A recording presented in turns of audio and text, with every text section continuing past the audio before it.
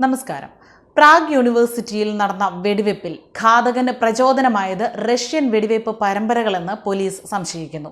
രാജ്യത്തിന്റെ സമൂഹമാധ്യമ ആപ്പായ ടെലഗ്രാമിൽ പോസ്റ്റ് ചെയ്തതായി കണ്ടെത്തിയ റഷ്യൻ ഭാഷയിലുള്ള സന്ദേശങ്ങളാണ് ഈ സംശയത്തിന് ഇട നൽകിയിരിക്കുന്നത്.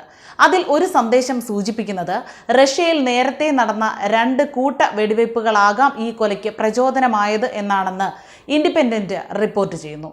അതിൽ ഒന്ന് നടന്നത് യുക്രൈൻ അതിർത്തിക്കടുത്തുള്ള ബ്രാൻസ്കിലെ ഒരു സ്കൂളിലായിരുന്നു. ഈ മാസം തന്നെയാണ് അത് നടന്നതും.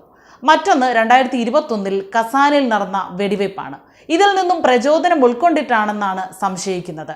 ഡേവിഡ് കൊസാക്ക് എന്ന 24-കാരനാണ് പ്രാഗിലെ ചാൾസ് യൂണിവേഴ്സിറ്റിയിൽ വ്യാഴാഴ്ച ഉച്ചയ്ക്ക് വെടികൾ ഉതിർത്തത്. നിർത്താതെ വെടിവെപ്പ് തുടർന്നതോടെ പലരും ജീവന് വേണ്ടി പരക്കം പാഞ്ഞും ചുരുങ്ങിയത് 14 പേരെങ്കിലും മരണമടഞ്ഞതുമായും കണക്കാക്കപ്പെടുന്നു. 20-ലധികം പേർക്ക് പരിക്കേറ്റിട്ടുണ്ട്. അക്രമിയെ പിന്നീട് പോലീസ് വെടിവെച്ച് കൊല്ലുകയായിരുന്നു.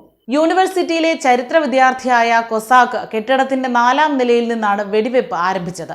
അയാൾ നിയമപരമായി കൈവശം വെച്ചിരുന്ന തോക്കുകൾ ഉപയോഗിച്ചായിരുന്നു വെടിവെച്ചതെന്നും പോലീസ് പറഞ്ഞു. ഈ കൂട്ടക്കൊലപാതകത്തിന് മുൻപായി ഇയാൾ സ്വന്തം പിതാവിനെയും കൊന്നു എന്നാണ് വിശ്വസിക്കുന്നത്.